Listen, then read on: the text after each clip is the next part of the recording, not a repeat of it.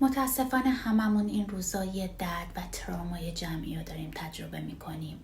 وقتی بدنمون مدام توی سوگ و درده و هر روز خبر کشته شدن میشنویم، مغز اینا رو فقط خبر حساب نمیکنه، بلکه حس میکنه یه خطر دائمی داره ما رو تهدید میکنه. برای همین حتی اگه دور باشیم بدنمون ناخودآگاه میره تو حالت آماده باش. اما توی روان چه اتفاقی میفته؟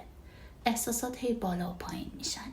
غم، خشم، درموندگی یا گاهی بی‌حسی. تمرکز سخت میشه، فکرها تکراری میشن و خیلی ها حس گناه دارن که چرا اینجا امنن. اینا ضعف نیست، واکنش طبیعی به درد جمعیه. توی بدن چی؟ نفس سطحی، گرفتگی، بیخوابی، سردرد یا یه خستگی که با استراحت هم درست نمیشه. بدن پیام میگیره که خطر تموم نشده و نمیتونه آروم بشه. اما چه میشه کرد؟ چی کمک میکنه؟ اینکه ادای قوی بودن در بیاریم کمکمون نمیکنه. روان فقط نشونه های ساده امنیت میخواد.